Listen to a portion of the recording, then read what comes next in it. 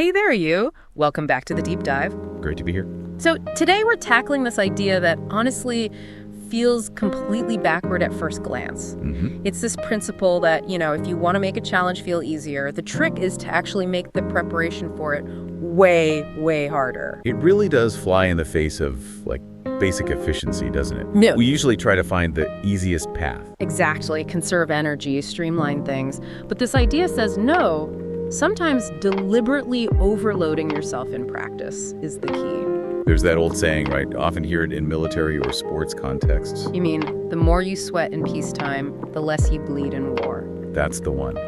And it captures it perfectly. Peacetime is that prep phase when you're in control. And war is the real deal, the challenge, the performance, whatever it might be, the moment things are, unpredictable. So the concept is, put in that maximum effort, really sweat, when the stakes are relatively low during prep. Yeah, and it's not just about building skill, is it? It's about making the actual event feel less difficult, minimizing the struggle, the metaphorical bleeding. It's about changing your experience of the challenge itself. Right.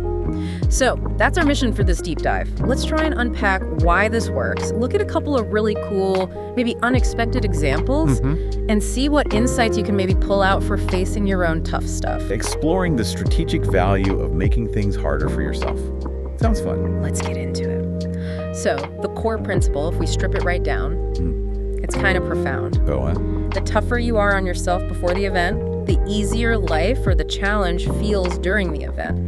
It's that sweat more, bleed less idea again. It's more than just putting in hours, though. It's about the intensity, right? Yeah. Making that practice specifically harder than what you expect to face. Exactly. It's like deliberate over-preparation. Yeah, it's a kind of conditioning, isn't it? Psychologically, physiologically.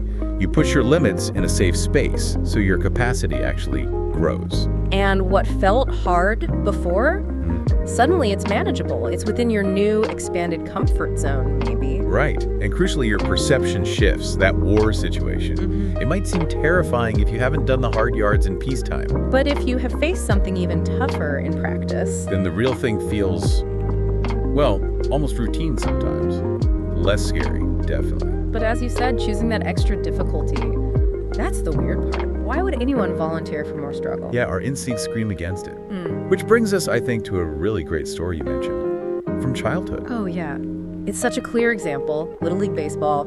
Sounds trivial, maybe, but the feeling was intense. Little League fear is real fear. That ball coming at you. Oh, absolutely. We were, 9 or 10? And some kids in our league could just throw hard, like unnaturally fast for that age. It wasn't just challenging, it was genuinely scary. I remember that feeling. You just flinch. Thinking about swinging goes out the window. Totally. Batting became this thing you just had to endure. You weren't thinking, hit the ball. You're thinking, please don't hit me, or don't look completely terrified. Yeah, the fear just paralyzes you. Your muscles tense up, your timing's shot. Exactly. It wasn't fun anymore. It was just dread. Seeing this tiny white speck hurtling towards you like a cannonball. So what changed? Well, my friend, Rhett, brilliant kid, he was feeling the same way. And one day he just turns to me and goes, what if practice was faster? What if the pitches we practiced against were faster than the fastest kid in the league? Wow. Yeah. Okay. But how?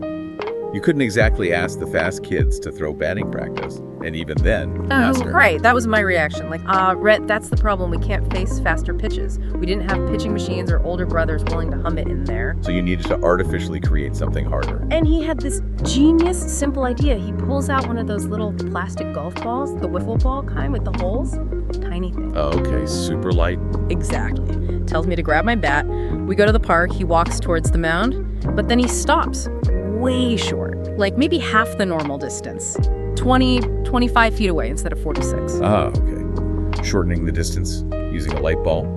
Clever. Reaction time gets slashed. Totally. And then he just reared back and whipped that little plastic ball at me. From that close, even with his 10-year-old arm, it looked impossibly fast. Just a blur. Faster than the real pitches you were facing in game. Oh, way faster visually. It felt like warp speed. But here's the kicker. Because it was so light and had those holes, throwing it hard made it do crazy things. Like curveballs and stuff. Exactly. It would dart, dip, wobble, completely unpredictable. It wasn't just fast, it was erratic. So you weren't just practicing against speed, you were practicing against chaos, basically, making it harder in two ways. Right, speed and unpredictability. We started taking turns just flailing at this tiny, zooming, dancing speck. It was frustrating. It required total focus. It felt ridiculously hard. We were definitely sweating then. Voluntarily putting yourself through this heightened difficulty. And then the next game, I go up to bat. Still a bit nervous, from habit, but also curious. First pitch comes in from the actual pitcher. What was it like? It was unreal. After facing that tiny plastic bullet from super close range, the actual baseball coming from the full distance looked huge, like a slow-motion beach ball. Oh, the contrast effect. Totally. It seemed to just float in, and the fear, gone, just vanished. Because it didn't feel fast or scary anymore. It felt manageable. I could actually track it, think, swing. So the hard practice didn't just sharpen your reflexes, it completely changed your psychological state. It removed the fear factor. Completely. And that day, I hit my first and actually my only home run ever in Little League. Off a lefty, whose fastball probably was pretty quick, but it just looked like it was lobbing in there after facing Rhett's wiffle ball madness. That's an amazing story. It just perfectly shows the principle in action. Do something way harder, scarier beforehand. And the real thing becomes not just doable, but maybe even easy or fun.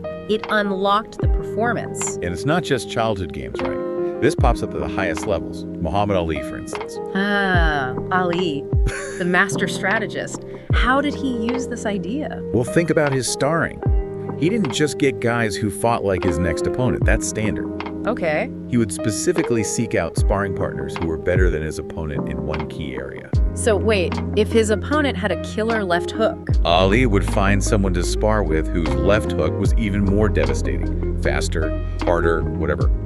Or if the opponent was known for being slippery, great footwork. He'd spar with someone even harder to hit. Exactly. Someone even more elusive. He isolated the specific threats, the toughest parts of the upcoming fight, and then practiced against an exaggerated version of them. So he wasn't just prepping for the opponent's best punch, he was prepping for that punch like amplified. On steroids. You got it. He was deliberately making his peacetime harder than the war. So what happens when he gets in the actual ring? That famous left hook from the opponent, it wouldn't feel as bad as what he faced in the gym. Exactly. Less intimidating, less powerful relative to his training. He'd already mentally and physically conquered that specific skill at a higher level during sparring. He'd already won the harder fight, in a way. Right.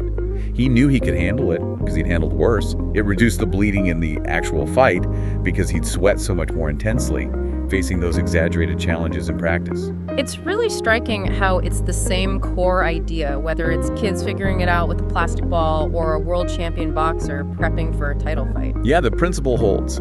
You can intentionally stage a bigger battle than the one you actually face. And the power seems to be in that psychological shift it creates. Definitely.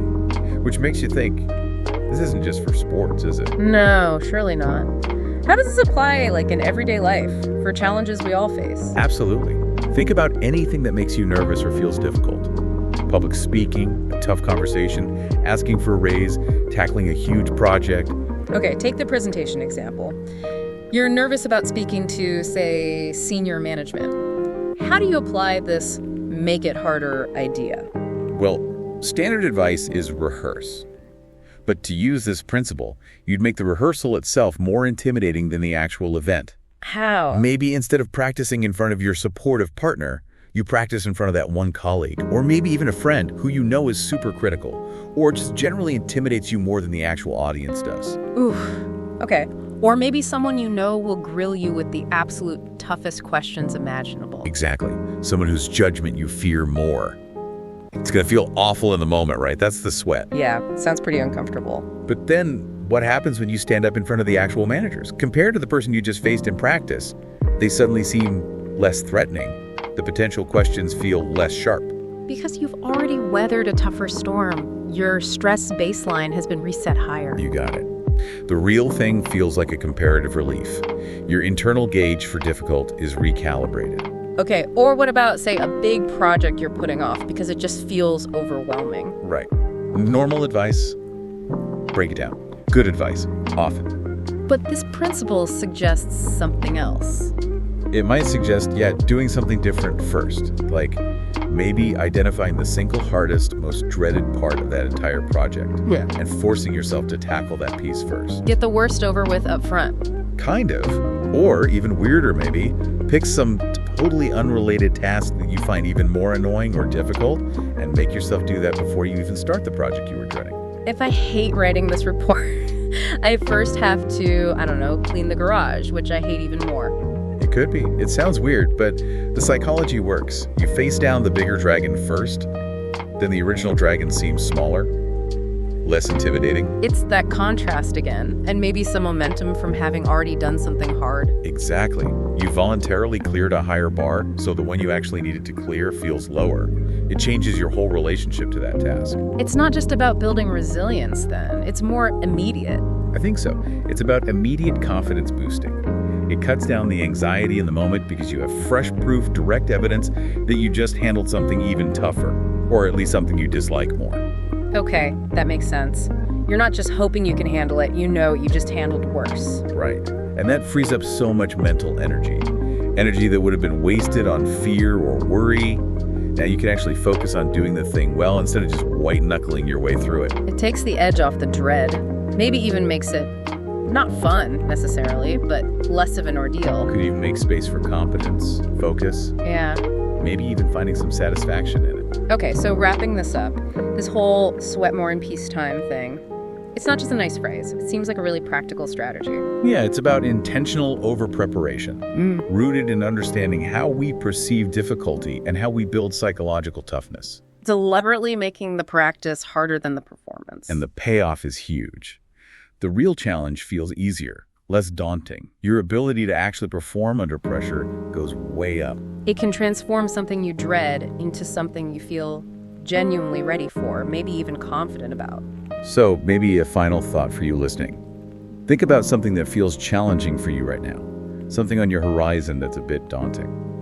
Where in the lead up to that, in your peacetime, could you intentionally dial up the difficulty? What would it look like to stage your own slightly harder battle beforehand, even in a small way? And just consider what effect that choice, that deliberate seeking of a bit more discomfort now might have on how you experience the real challenge later. Could it actually make things easier and maybe even more successful?